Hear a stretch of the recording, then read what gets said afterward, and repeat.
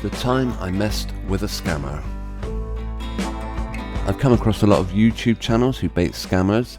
Some of these I do enjoy their content. One that has recently been entertaining me is called Celebrity Scam Baiter. Anyway, this made me want to share a cautionary tale of the only time I've messed with a scammer and actually ended up regretting it. It was back in 2017. I wasn't especially ignorant of scam emails, and I was familiar with those offering a large fortune once you send a load of fees in advance, but one particular email caught me out.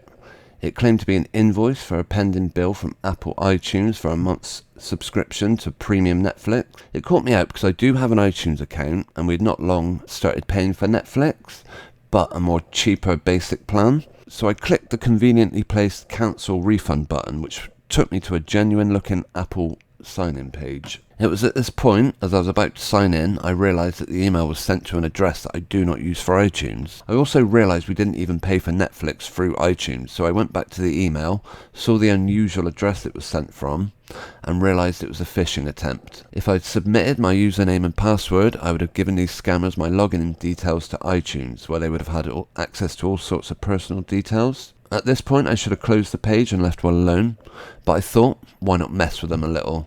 So I filled in the fake username and password boxes with something like goFyourself@foff.com, and I used an equally insulting password. I clicked submit and I was presented with a message, probably something like, "We'll investigate this order," and I walked away feeling pleased with myself for spotting this attempted scam in time.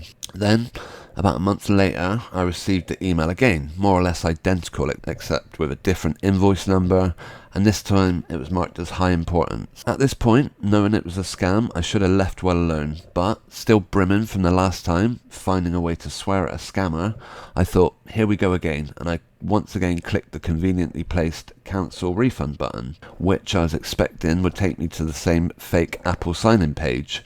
Only here is where I learnt my lesson, not to click links in emails, especially when you know they're coming from a scammer. I can't actually recall if I managed to enter another insulting email and password or not, but one of the links sent me to a Google search prepared by the scammer. I'm not going to say what it was, but if you can imagine the worst thing that could appear on your search history, you're probably in the right ballpark. Perhaps fortunately, as I don't regularly use Google search, I use Bing, I wasn't signed into a Google account on the device used to view that email, but that did not detract from the vile retribution I received for sending those expletives. What they had done was redirected the link to a saved search, hoping to scare me, which it did. This had happened whilst I was on a break at work, and I remember finding a colleague and showing him what had happened in case I was ever asked to explain it. I'd have a witness.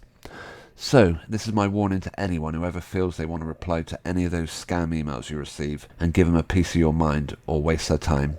Be careful, for there are no depths too low for some scammers. I do enjoy these scam baiting videos, but I do worry about those who use their real images or names. Go careful out there. Okay, please share any thoughts in the comments section and check out the links in the description to see other places you can find me. A like or a share is always appreciated, and thanks to the name on the screens. Thanks for watching, and I hope to see you in the comments section.